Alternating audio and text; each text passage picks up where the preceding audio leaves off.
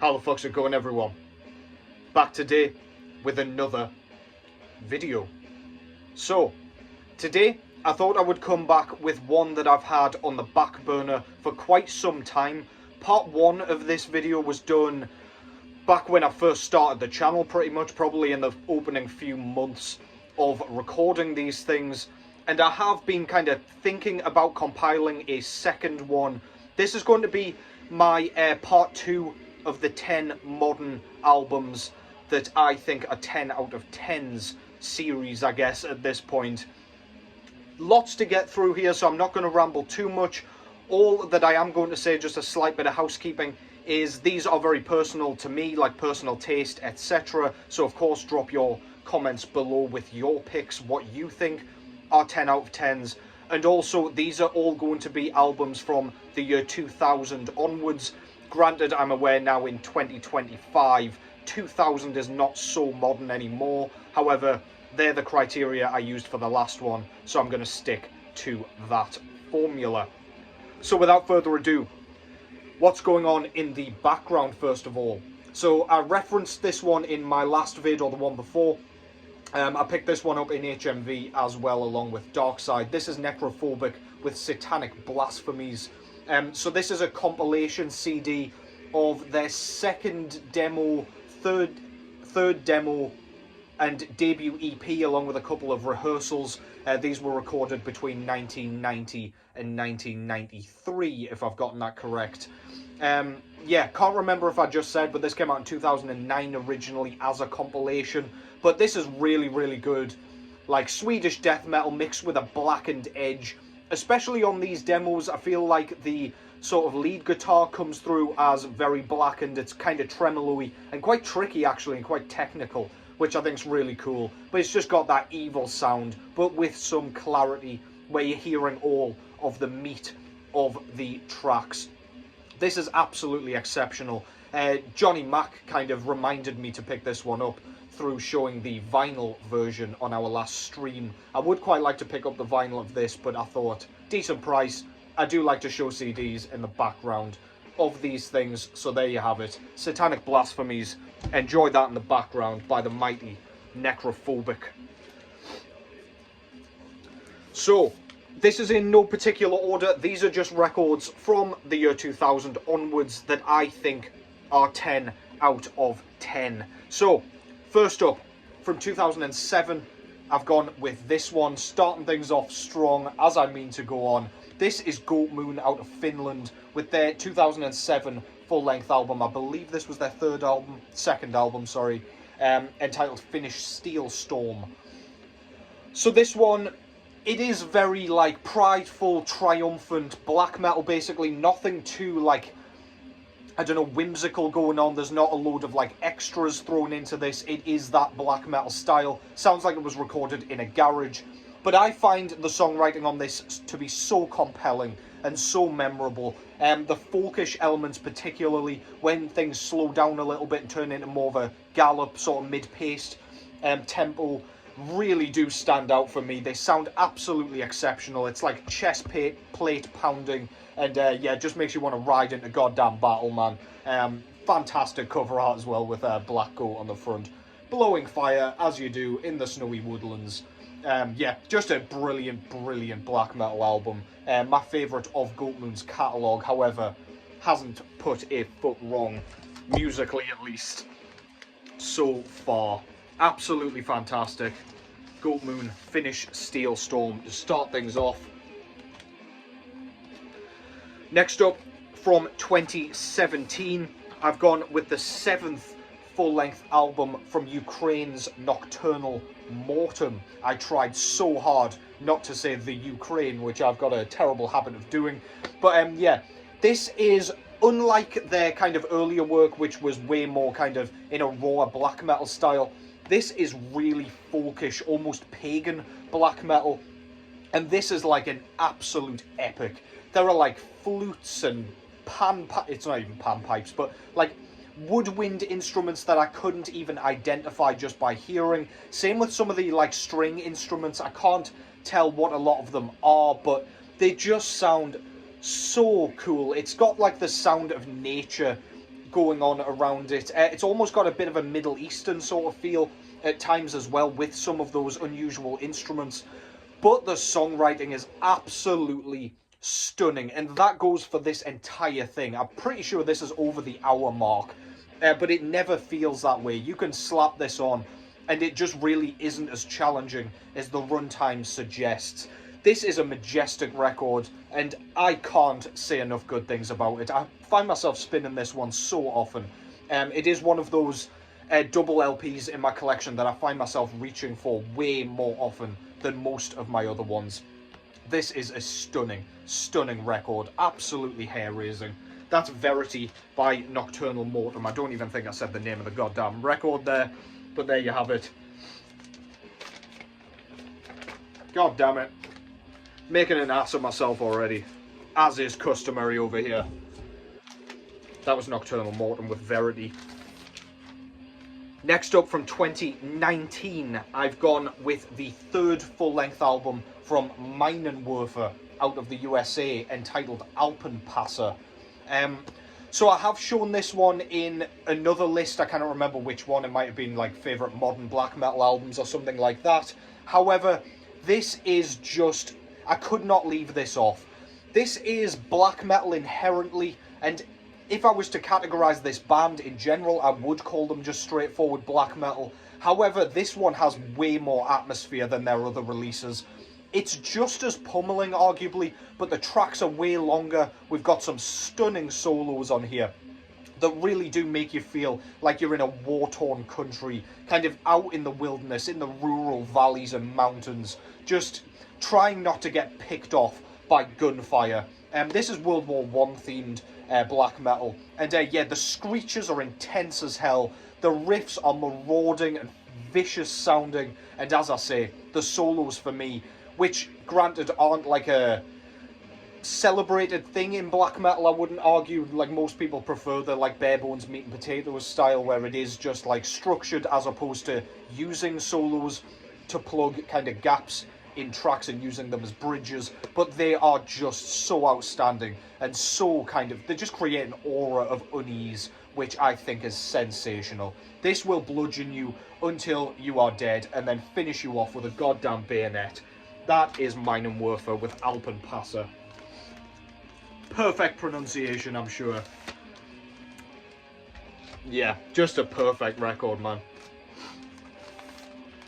Next, from 2007, I show this one an awful lot and I celebrate the fuck out of it, but yeah, this is Insect Warfare with their debut and only full-length album entitled World Extermination. This band's out of Texas, and this is just blistering, bludgeoning, unforgiving grindcore of the highest quality. This is my favourite straight grindcore release of all time, if you were to kind of put a gun to my head. The drum sound is insane and the fills are just mental. That guy is in another black metal band at the minute, because this band is no longer around. I cannot remember which one. It'll probably come to me as I am speaking. Is it Necrophobic? I don't know. Perhaps it did just come to me straight away. Who knows? Probably got that wrong. But yeah, the drum sound, like the snare drum is so tinny and like, again, sounds like a piccolo sort of snare drum with like a bit of a brutal death metal sound.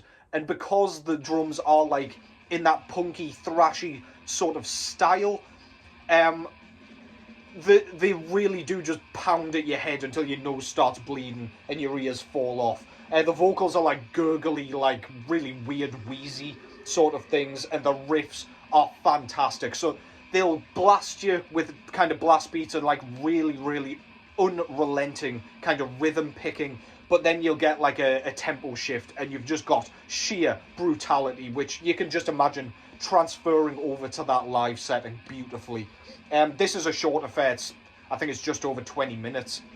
But yeah, this really does not outstay its welcome, because it very easily could do. This is just a great record, man. If you don't like your skeleton anymore and just want to break it into pieces, shove that in your goddamn ear holes. That's Insect Warfare with World Extermination. Next up, another debut album, this time from Poland, from the year 2000. the earliest release on this list. This is Decapitated with their debut album entitled Winds of Creation. So if I was to categorise this, I would call it like technical brutal death metal, but I wouldn't emphasise the technical on that. I would say the technicality comes in the way of like song structuring and sort of tightness. Like, it is very complex considering just how like tight-knit all the instruments are. These guys were only like 14, 15, 16 when they recorded this. The drummer was super young, but you wouldn't guess it listening to this. He sounds like he's been playing for 20 odd years, and even then lots of drummers don't match what is going on here. But yeah, the rumbling, chugging guitar tone, Sauron's vocals, as I say, the drum work is sensational, and the songwriting is absolutely unforgettable. If you like bands like Nile, this is kind of in that vein. I would kind of compare the technicality to a band like Nile. But much like Nile, Decapitated really has their own kind of guitar tone and just general sound that you can't mistake as being any other band. This is an absolutely massive record, and definitely a 10 out of 10 in my book. Nile could also be lumped in there as a 10 out of 10, but I'm trying to stick to one band per list here. Next up, out of Finland, from 2005, I've gone with this one. So this is Satanic Warmaster with their third full-length album entitled Carelian Satanist Madness. If you like the Finnish black metal sound, Satanic Warmaster are pretty much the forefathers of that sound, or at least they're like very much like front runners in that style. If you were to ask me what Finnish black metal sounds like, I probably wouldn't give you Goatmoon. I would give you Satanic Warmaster. It's that black metal that's like, if you think of a band like Kraft, for example, they've got the blasting sections with the tremolo riffing, but then they've got that kind of sawing rhythm tone where they slow things down to a gallop or a plod or whatever you want to call it, and it just kind of makes your face scrunch up and makes you want to punch your granny. But then we've got like the melodies really do stand out here. In that typical Finnish style, it's almost got a bit of like beauty to it, dare I say, which is just infectious, if you ask me. Again, the songwriting's stellar, and the runtime is perfect. It really, really just is a magnificent piece of frostbitten, frigid, icy as fuck black metal out of Finland. Satanic Warmaster, Carelian Satanist Madness from 2005. A must-have for any black metal fan out there, if you ask me. Next up, I've gone with a very, very recent one. This is Aara, of course, with their sixth full-length album entitled Eiger. This came out last year, and I couldn't leave this thing off. I truly do think this is a 10 out of 10 album. This was my album of the year last year, and I mean, I suppose you could argue I jumped the gun a bit there because this came out in December. However, the more I listen to this, the more I stand by it. It's just kind of pushing me closer to that, and just, I am absolutely going to stick with my guns there. Stick to my guns, sorry. This is atmospheric black metal, but again, Aara just has a sound that is unlike any other atmospheric black metal band. We've got some beautiful acoustic stuff on here. Flussa's kind of screeched, like wind howling vocals just don't sound human at all. They sound like some element of nature that cannot be explained through the icy blizzard that is just kind of making the flesh peel off your face. The drumming from Jay, I think he's called, is like, this guy is up there with some of the best drummers out there at the moment, if you ask me. His like ride bell accentuation and ride cymbal accentuation is nothing short of breathtaking here. It's just so fast, yet he's managing to keep the kind of moving accents going without a single missed note, which is just mind-boggling to me. It's so diverse. Riffs are stunning. Again, it's that tremolo style, but this band has its own guitar tone that just, again, you can't mistake it for another band. I can't remember if I said where this band's from. This band's out of Switzerland. And yeah, this is one of my favourite bands going at the moment. They've been doing an album a year for 6 years now, along with a couple of EPs in between. And yeah, can't wait to see what 2025 has to offer in the Aara camp. That's Eiger. Something totally different next from 2011 this time. I've gone with Midnight's Satanic Royalty. This band's based out of Cleveland, Ohio, and this is a one-man kind of black and speed metal band based out, like in the vein of like Venom and I guess you can lump Motorhead in there in the kind of guitar sound and style. Really traditional guitar style and guitar tone, dare I say. It's just got a really nostalgic, like, I don't know, original sound. Like, it just sounds like it came out from the 80s. Absolutely fantastic, but the riff writing is magnificent. Athanar's vocals are like, I don't know, he sounds tormented. They're like yells and screams kind of mixed into one, and he just sounds like a demon possessed. Absolutely sensational. But yeah, we've got solos, we've got some sloppy drum work, but it just sounds great. It works perfectly. It's got that garage sound. But yeah, so many great tracks on here. Satanic Royalty, Can't Stop Steal, Rip This Hell. My favourite track on here is probably Rip This Hell. Yeah, Violence on Violence, Lust, Filth and Sleaze. The lyrics are well worth a read along with that track if you get some time to do so. But yeah, if you like that style, that Venom style, you will really dig this.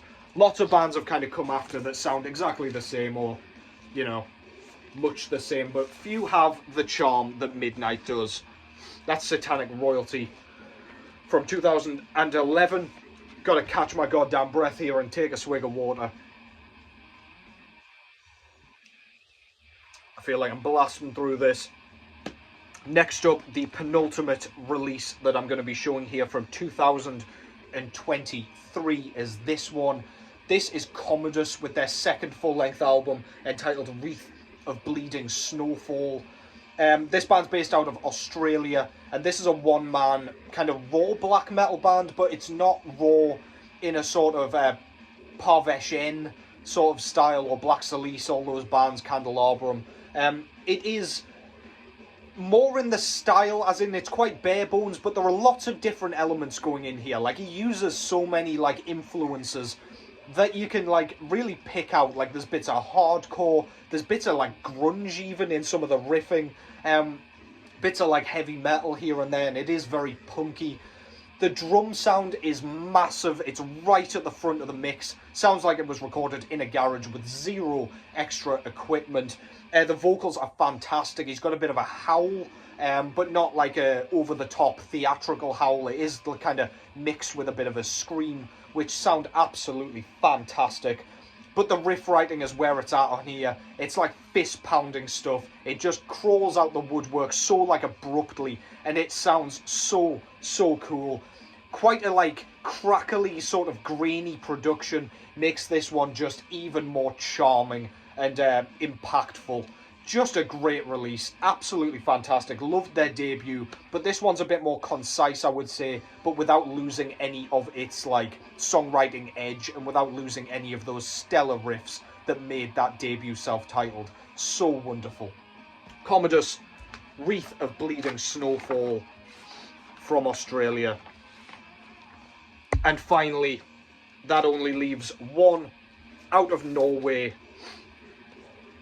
This is Obliteration with their fourth full-length album, I want to say, entitled Cenotaph Obscure. This came out in 2019, and this is death metal, if you were going to like straightforward categorize them. But this has a bit of a darker edge to me. There is a bit of a blackened element.